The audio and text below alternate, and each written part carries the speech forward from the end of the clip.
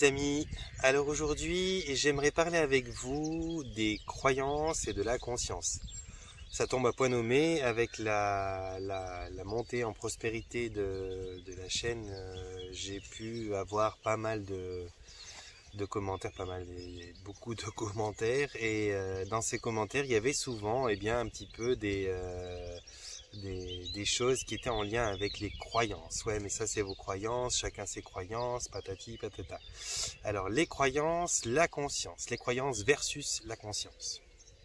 Donc comment vous expliquer un petit peu ça, comment vous parler de la différence entre les croyances et la conscience, bien que je suis persuadé que vous savez déjà tous plus ou moins qu'est-ce que c'est que la différence entre les croyances et la conscience, mais juste pour en parler un petit peu aujourd'hui, je vous dirais que les croyances, c'est des choses que vous avez, vous, à l'intérieur de votre esprit, qui vous semblent être des choses auxquelles vous croyez, mais qui, pour une bonne partie d'entre elles, peut-être presque la moitié, certainement, parfois plus, parfois moins, ne vous appartiennent pas, ne sont pas expérimentées par vous, n'ont aucune forme de véracité et ne sont vraiment que votre approche de la réalité. Et même cette approche-là de la réalité pourrait très bien être totalement erronée, absolument non fondée et non vérifiée. Les croyances, la foi, c'est pas la même chose. La foi, ça peut être encore une autre forme de croyance qui reste quand même une forme de croyance, mais avec une intensité plus grande et qui est pas établie et employée par le même état de votre être. C'est-à-dire que les croyances, c'est beaucoup le mental, la foi, c'est le mental, l'émotionnel, le causal, le spirituel. Ça prend plusieurs parties de votre de votre de votre être. Je vois Pachi qui fait la star derrière avec les papillons. Ok. Alors, les croyances, donc, sont des choses que vous avez à l'intérieur de vous, que vous allez défendre la plupart du temps, parce que c'est vos croyances, vous y croyez fort, et puis que, comme vous y croyez fort, vous pensez que c'est quelque chose de vrai. Mais là où c'est intéressant de voir, c'est que les croyances, la plupart des croyances sont des choses que vous avez héritées. Vous les avez héritées de par votre cursus scolaire, vous les avez héritées de par votre environnement familial, vous les avez environnés, vous les avez vous les avez hérités donc la plupart du temps de l'endroit où vous êtes né. C'est un petit peu le terreau, là où on vous a planté, là où vous êtes incarné, qui va déterminer une grande partie de vos croyances. Donc si vous êtes dans un endroit par exemple où au niveau religieux il y a différentes croyances, ou un endroit où au niveau religieux il y a d'autres croyances, et déjà à la base vous aurez des croyances qui vous sont d'une certaine manière imposées, dont vous héritez comme je vous disais, mais qui ne vous appartiennent pas, qui ne sont pas vérifiées, qui sont juste une répétition génétique d'une certaine manière de ce que vos ancêtres et puis vos parents, vos amis, les institutions en place vous ont rabâché. En fait, c'est une forme de bourrage de crâne que vous répétez, les croyances. Et donc, j'ai vu que dans les vidéos que j'ai faites quand j'ai commencé à être un petit peu connu, il y avait énormément de gens qui arrivaient en disant ouais, mais ça c'est vos croyances, patati patata, ou qui s'écrivaient entre eux les croyances. Et en fait, il y a donc les croyances qui sont effectivement des choses qui sont totalement discutables parce que vous pouvez avoir des croyances même sur vous-même. Hein. Par exemple, il y a des gens qui se nomment chanceux ou bien malchanceux. Ça, c'est des croyances, encore une fois. Il suffit que vous ayez un parent qui, toute votre vie, vous a dit « Ah, mais toi, t'as trop de chance, t'as trop de chance, t'as trop de chance », ou l'inverse. Et vous, dans votre vie, vous allez déjà monter la croyance que vous avez énormément de chance. Or, la chance, en l'occurrence, ou la malchance, ça n'existe pas vraiment. Ça va exister du moment que vous y accorderez une certaine attention, du moment que vous y croirez, et puis du moment que vous y croirez et que vous serez persuadé de ça, ça va d'une certaine manière se matérialiser. Il y a beaucoup de choses, je suis beaucoup revenu là-dessus, sur ce qu'on appelle par exemple l'effet placebo, l'effet nocebo. Ce sont des effets comme ça de la psychologie qui permettent, en fonction de vos pensées, en fonction des croyances que vous accordez à tel ou tel type de choses, de vraiment matérialiser. Il n'y a rien de nouveau, c'est le principe de loi d'attraction, c'est le principe de la pensée pure même d'ailleurs. Mais ce sont ces choses qui permettent de matérialiser, de donner plus vie à un courant de pensée ou à un autre. et donc d'établir dans votre vie, de voir se manifester, si vous êtes quelqu'un qui a des pensées plutôt mal orientées pour lui-même, voir des choses qui vont le desservir et qui vont le mettre un peu dans l'inconfort jour après jour, ce qui va permettre à son mental de confirmer qu'il ne se trompe pas quand il dit qu'il est malchanceux ou ceci ou cela. Et si vous êtes bien orienté, si vous êtes quelqu'un qui a plutôt tendance à penser qu'il a de la chance, qu'il est sous une bonne étoile, ou quelque chose comme ça, alors là, c'est pareil, ça va matérialiser des choses dans votre vie qui vont pareil être réceptionnées par votre mental pour être confirmées comme ah j'ai raison, je me trompe pas quand je dis que j'ai de la chance ou que je suis né sous une bonne étoile, et donc ça fait une forme de cercle virtueux ou de cercle vicieux, parce que vous savez que le mental c'est quelque chose qui à l'intérieur de vous va en permanence, peu importe que vous ayez raison ou tort dans l'absolu, en permanence le mental cherche à certifier ce que vous dites, cherche absolument tout le temps, en tout temps. Il cherche à confirmer que vous ne vous trompez pas. Donc, si vous avez l'impression que Jean-Pierre du milieu du village vous en veut et vous aime pas parce qu'à un moment, quand vous l'avez croisé, il a eu un regard qui vous semblait être un regard assassin, votre mental va chercher tous les petits détails dans ses souvenirs, dans les moments présents, quand il va croiser, il va chercher absolument tout ce qui reflète que oui, effectivement, Jean-Pierre du milieu du village, il vous en veut.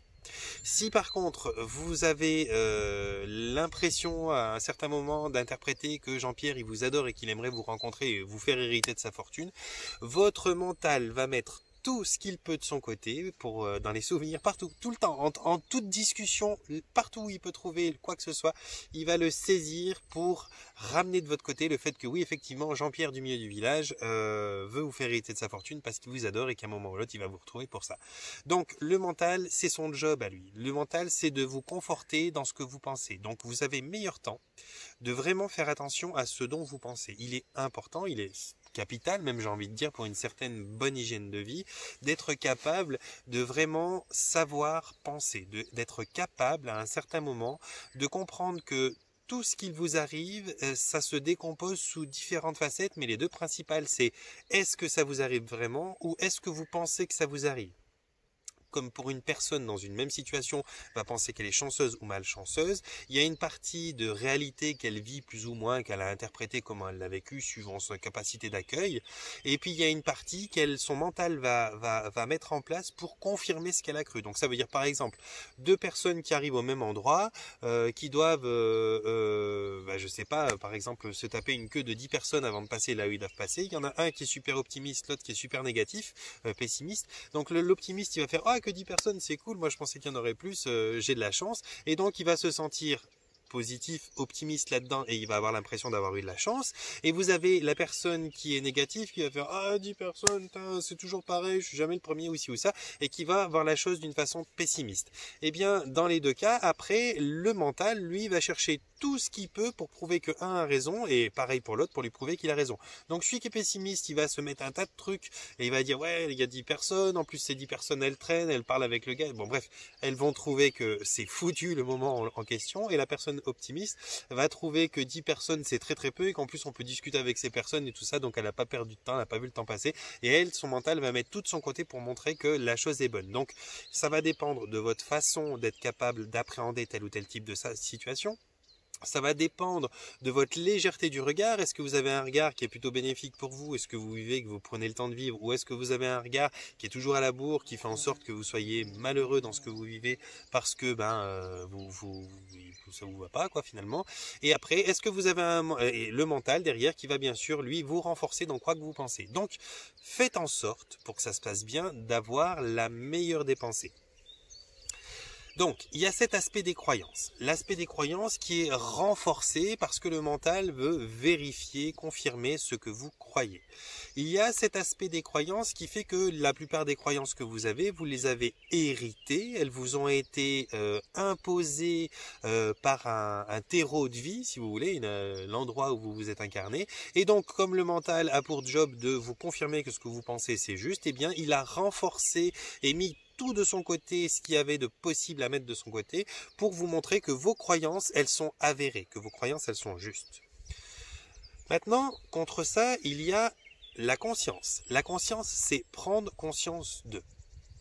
Par exemple, j'avais pendant je prends moi parce que c'est plus facile, j'avais pendant de nombreuses années la croyance qu'il devait bien y avoir ailleurs dans l'univers d'autres formes de vie. J'avais la croyance que les médias, la télé, les informations, les autorités officielles, si ça arrivait, nous en avertiraient tout de suite et qu'on serait mais ravis, que rien ne serait caché parce qu'on est l'humanité et ils aiment l'humanité, nos petits dirigeants, et ils nous diraient tout ce qu'on a besoin de savoir. Puis j'ai grandi. J'ai grandi, j'ai pris conscience que les autorités, les médias, les choses comme ça, elles en ont rien à foutre de notre gueule, que s'ils peuvent nous cacher un maximum de choses et même nous diriger à penser ce qui est bon pour les entreprises qui les financent et qui les maintiennent en place et qui les possèdent, ça allait être comme ça. Donc là déjà, mes croyances, elles ont pris un coup dans les jambes, ça leur a pété un peu les jambes, et puis j'ai pu grâce à ça réviser mes croyances. Et pourtant, je suis passé d'un système de croyance à un autre système de croyance sur un même sujet, et pourtant mes croyances premières étaient des croyances qui étaient vraiment des croyances auxquelles j'adhérais pleinement, que mon mental pendant des années avait, à travers les films, à travers les machins, essayé de conforter, de confirmer. Et donc quand j'ai cassé ce système de croyance là, parce que je me suis rendu compte, parce que j'ai pris conscience, mon système de croyance maintenant s'est renforcé sur un autre aspect, qui peut encore être démonté d'une autre manière par les prises de conscience. Les croyances sont une chose, la prise de conscience, c'est la possibilité de démonter ses croyances, parce que là on passe au-delà du stade croyance, on passe dans le stade presque expérimentation de la croyance, confirmation, vérification que c'est bien avéré, sans même passer par la pression et l'oppression de tout ce système qui vous a mis en place ces croyances-là. Parce que maintenant, à y réfléchir en parlant avec vous, je crois même que plus de la moitié des choses qu'on croit nous sont venues par héritage finalement d'autres gens qu'on admirait d'une certaine manière et qui croyaient ces choses-là. Donc, prise de conscience. Un moment dans ma vie, sans vous refaire la présentation, vous me connaissez maintenant la moindre, j'en suis arrivé à pratiquer des choses que j'aurais jamais cru existantes déjà d'une part et que j'aurais jamais cru pratiquer encore plus. Dans ces choses-là, il y a une grosse facette spirituelle. J'ai expérimenté des voyages de l'esprit à travers différentes méthodes de mise en état de conscience modifié, dont l'hypnose principalement. Et donc j'ai pu expérimenter ce que c'est que de laisser son esprit quitter son corps et partir dans d'autres endroits. Dans d'autres endroits terrestres, dans d'autres lignes de temps terrestres, et puis aussi dans d'autres endroits galactiques. J'ai pu donc expérimenter certains voyages où je m'échappais de notre planète, où je partais dans le cosmos et où j'ai pu rentrer rentrer en contact d'une certaine manière, en présence, en témoignage, en observation avec d'autres formes de vie, d'autres systèmes de vie, et ces choses-là, pour moi, ont éveillé ma conscience à une existence de choses que je ne connaissais pas, que je pensais existantes, qui étaient une croyance de loin, mais que je ne connaissais pas. Donc là, j'ai pris conscience. Et là, pour démonter cette prise de conscience-là, c'est bien autre chose que pour démonter une croyance. Parce qu'une prise de conscience, encore une fois, c'est d'aller goûter sur place. Donc là, j'ai goûté sur place, j'ai vu, j'ai échangé, j'ai interagi avec, et cerise sur le gâteau, c'est que ces expériences-là que moi, j'ai expérimentées moi-même, grâce à ma pratique, grâce à mon job, à mon activité de thérapeute, m'ont été maintes et maintes fois confirmées par les autres collègues qui travaillent sur les mêmes thérapies que moi, avec la même approche, m'ont été confirmées par les clients que j'ai accompagnés dans des états d'hypnose et qui sont allés se balader dans certains systèmes, certains endroits où ils ont pu confirmer qu'ils avaient vu le même type d'existence, eu le même type d'échange et reçu le même type d'informations. Donc les informations se recoupent. C'est ça qui a permis à certains, comme Dolores Cannon entre autres, et d'autres, c'est ça qui leur a permis d'écrire des bouquins. C'est pas parce qu'ils avaient un client qui leur a dit « Ah tiens, j'ai vu des gens qui habitent sur le soleil et qui fabriquent l'énergie, qu'on appelle l'énergie photonique, c'est une forme de vie qui est subtile. » Non, c'est pas juste une personne. Elle a eu des milliers de clients clients pendant 40 ans, et ces milliers de clients, à force de rapporter les mêmes récits, des mêmes endroits, avec les mêmes vérités, les mêmes choses comme ça se recoupe, c'est ça, on devient scientifique, hein. Quand on peut reproduire, réitérer une expérience, alors on devient scientifique. Donc quand scientifiquement, on obtient des témoignages qui vont tous dans le même sens, qui disent les mêmes choses du même endroit, et qui sont expérimentables à nouveau facilement, sur volonté, eh bien on appelle ça une donnée scientifique. Donc à force, eh bien, des bouquins ont pu s'écrire parce que les informations se recoupaient, et je travaille dans cette branche-là qui recoupe moi-même les informations que ces bouquins me donnaient, et que j'ai vécu moi-même. Donc là, il y a eu des prises de conscience sur énormément de choses, sur la vie ailleurs dans l'univers, sur comment ça fonctionnait les incarnations, qu'est-ce qu'était le karma, qu'est-ce qu'était la... Voilà, il y a énormément d'informations qui sont à titre cosmologique maintenant présentes dans mon esprit, et qui sont passées de croyance à conscience. Défendre une vérité, donc, quand elle est prise en conscience, c'est beaucoup plus puissant et beaucoup plus véridique que défendre une croyance. La différence, c'est que quand je défendais mes croyances, je me battais bec et ongle, j'y allais pour défendre ma croyance parce que j'y croyais, et que finalement ma croyance étant totalement empreinte de mon mental et faisant partie de mon ego, ben, elle se batte avec mon ego pour être défendue. Et maintenant que j'ai prise de conscience et que je suis conscient des choses dont je parle, eh bien c'est pour ça que j'ai pas répondu dans la plupart des commentaires qui m'accusaient d'avoir des croyances. Eh bien maintenant je ne les défends pas, parce que quand on est conscient de quelque chose, on a tellement la force tranquille sur ce qu'on sait, on est tellement conscient finalement qu'on n'a plus besoin de le défendre. On dit bah tant pis. Tant qu'ils n'en seront pas là et qu'ils ne sont pas capables de comprendre et qu'ils sont dans le déni, ça vaut même pas la peine d'argumenter. Donc on argumente plus facilement quand on a des croyances que quand on a une prise de conscience. Vous allez pouvoir peut-être un petit peu faire la nuance avec ça, vous qui êtes derrière l'écran. Vous pourrez vous rendre compte que quand vous vous battez fort pour défendre quelque chose, souvent c'est vos croyances. Quand vous devenez malhonnête, malpoli, et puis que vous vous emportez un peu, c'est vos croyances. Et que quand vous êtes un petit peu plus dans le retrait, que vous cherchez pas tellement à défendre ce que vous dites, c'est plutôt de la conscience. Et la conscience, c'est indiscutable. Quand on est conscient de quelque chose, on est conscient de quelque chose. Les croyances sont pas forcément partageables. La conscience, elle est recoupable parmi différents êtres. Donc, la prise de conscience, quand elle se fait, quand vous vous rendez compte qu'on vous ment pour ci, ou qu'on vous a toujours menti, ou que telle chose existe parce que vous avez eu des expériences, même si elles ne sont pas physiques, il n'y a pas que les physiques qui sont véridiques et réelles, eh bien, vous commencez à avoir des prises de conscience. Alors, pour ceux qui vont peut-être se poser des questions, oui, mais qui vont se dire... les expériences, elles doivent être physiques, palpables et réelles, parce que sinon, c'est pas des vraies expériences. Et moi, je vais vous dire un truc, j'ai déjà dit probablement dans d'autres vidéos, je le dis souvent à des gens quand ils sont un petit peu têtus, comme ça.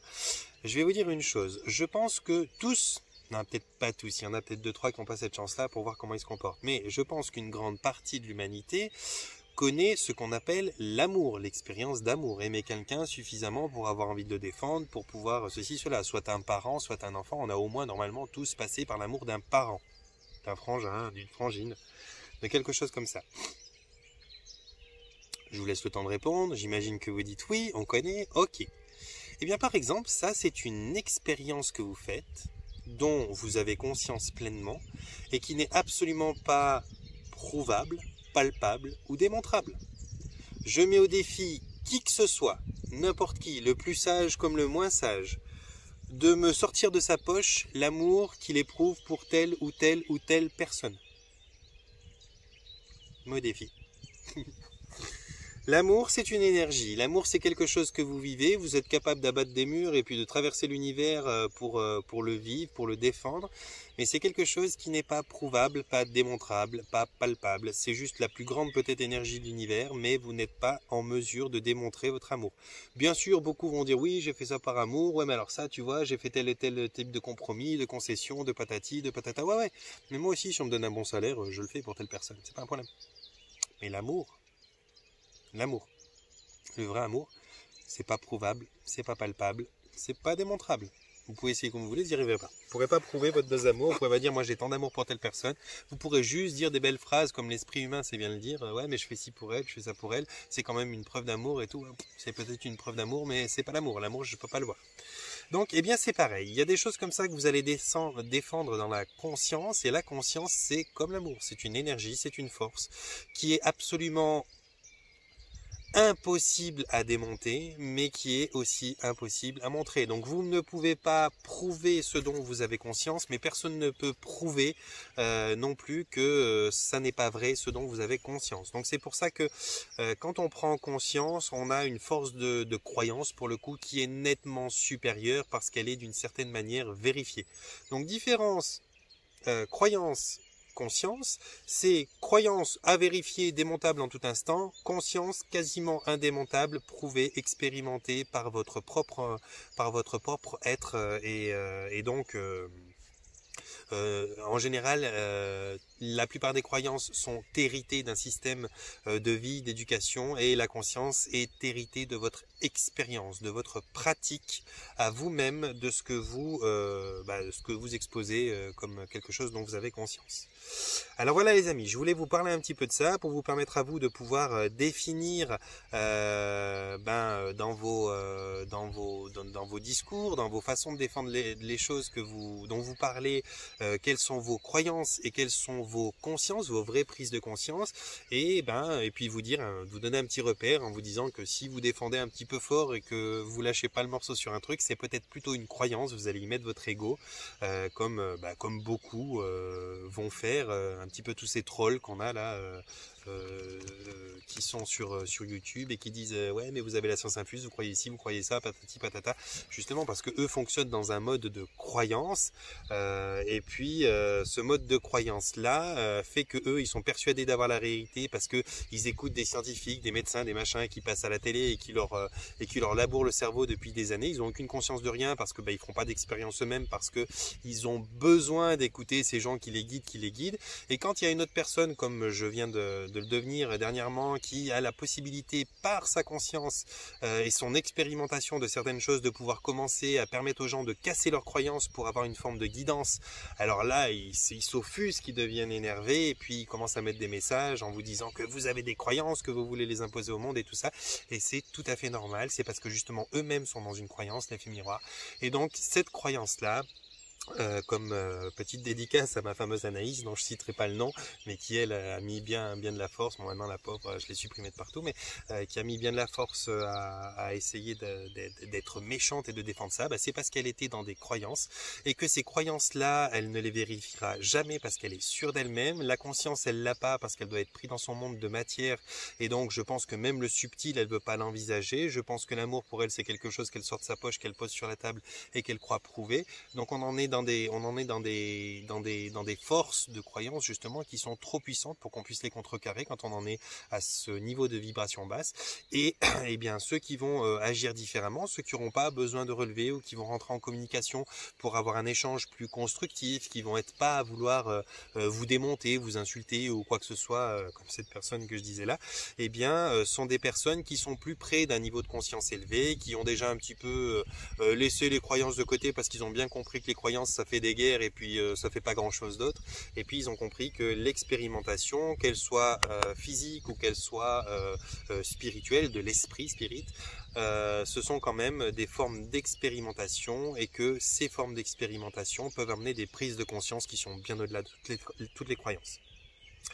Et je vais finir en vous disant que mes amis, à peu près 9 choses et demie sur 10 que je vais pouvoir partager dans mes vidéos, que je vais pouvoir exposer et dont je vais pouvoir parler avec vous, sont des choses dont j'ai conscience. Je laisse un petit 0,5 à des formes de croyances, parce qu'il y a toujours des formes de croyances. Il y a des formes de croyances qui sont aussi en lien avec les prises de conscience, parce qu'on n'a peut-être pas toujours 100% d'un sujet quand on prend conscience de quelque chose, mais on en a 99%, 99%, et puis le reste, c'est des petites croyances qui se mettent en place par automatisme du cerveau. Donc il est tout à fait possible que dans le détail, parfois il y ait des petites variations qui appartiennent aux croyances. Mais en général, quand j'expose une vidéo, quand je parle, non seulement je l'ai en général tourné 2-3 fois parce que je mets pas n'importe quoi, et puis je parle de sujets qui sont des sujets qui sont expérimentés et dont j'ai conscience, et qui sont donc vérifiables par d'autres personnes qui pourraient en prendre conscience, parce que les croyances ne sont pas forcément modelables ou assimilables les unes entre les autres. Par contre les consciences sont vraiment vérifiables, échangeables d'un à l'autre. On aura les mêmes prises de conscience parce que la réalité est une seule réalité. Donc en général, je me veux assez appliqué, assez concentré quand je vous fais les vidéos pour vous donner la meilleure qualité possible. Bien que, comme toujours, je vous invite, ne serait-ce que pour prendre conscience à votre tour, à toujours remettre en question quand même ce que je dis, expérimenter, essayer de voir si vous-même vous pouvez approcher une autre forme de compréhension, parce que je suis malgré tout qu'un être humain, il y a une forme de filtre entre ce que je reçois et ce que je vous transmets. C'est tout à fait normal, j'ai quand même eu une forme de conditionnement, d'éducation, qui m'a poussé à être ce que je suis indépendamment de mes prises de conscience, et donc inévitablement il y aura toujours une partie de moi humaine qui va avoir un petit côté qui soit empreint de la personnalité, de l'ego, de ces choses-là, et qui va vous donner bien une chose traduite par Johan, le Johan incarné. Donc je vous invite et je vous encourage comme toujours à rester lucide, c'est la meilleure arme que vous puissiez avoir du discernement, rester lucide et remettre en question les choses. Voilà mes amis, j'espère vous avoir donné une petite approche de croyance-conscience, en comment on fait la différence, comment on peut s'apaiser aussi, parce que peut-être que maintenant, quand vous comprendrez que quelque chose que vous défendez fortement, c'est plus une croyance qu'une prise de conscience, peut-être que vous vous direz, ah bon, les croyances, c'est pas si important, je peux me calmer, je suis pas obligé d'y aller si loin, et surtout que les croyances, c'est totalement démontable, et vous pouvez vite passer pour un con ou une conne quand vous défendez un truc, jusqu'à ce que quelqu'un vous prouve que vous vous trompez. Donc c'est mieux de pas trop rentrer en guerre. Je l'ai expérimenté, hein. Moi j'étais le roi de la croyance et de la grande gueule, donc je me suis mangé des portes en verre et des portes en verre en croyant que le passage était ouvert quand il était fermé, puis j'ai ramené ma fraise, et ça m'arrive encore au jour d'aujourd'hui sur des sujets où je me concentre pas et où je laisse parler mes croyances. Donc je vous le dis par expérience, ça fait mal au nez de se manger des vitres en verre. Donc quand vous défendez quelque chose bec et ongle, c'est une croyance. Quand vous vous taisez parce que vous laissez l'autre, vous avez même pas envie de rentrer dans le litige, c'est une conscience. Voilà mes amis. Panier de bisous, portez-vous bien, prenez soin de vous, et je vais vous dire aussi que maintenant j'ai désactivé les commentaires pour éviter justement les gens qui sont dans leur croyance, de pouvoir essayer d'affecter cette communauté de quelque manière que ce soit. Par contre, pas mal de gens, beaucoup de gens m'ont rejoint sur Facebook, vous êtes les bienvenus. L'avantage avec Facebook, c'est que si quelqu'un me gruge et commence à mettre un commentaire ou distiller quelque chose de mauvais, je le gicle tout de suite, c'est super, ça peut me permettre de conserver une amitié et puis une communauté qui soit merveilleuse, communauté que je remercie vraiment du fond du cœur, parce que vous échangez, vous interagissez de manière, je pensais pas qu'on pouvait arriver au-delà de 300-400 personnes et interagir si facilement, puis vous êtes tous très sages là-bas, j'ai envie de dire, puis j'aime beaucoup, j'y veille, hein, même si ça peut être dérangeant certaines fois, j'y veille, et je suis très content de ça. Donc voilà, je voulais vous envoyer un petit clin d'œil, merci aux nouveaux abonnés, merci de vous inscrire. Moi, je vous envoie donc mon panier de bisous, je vous souhaite de vous porter bien, de prendre soin de vous, et aujourd'hui, il est temps de prendre conscience de ce qui se passe. Prenez conscience, cassez les croyances.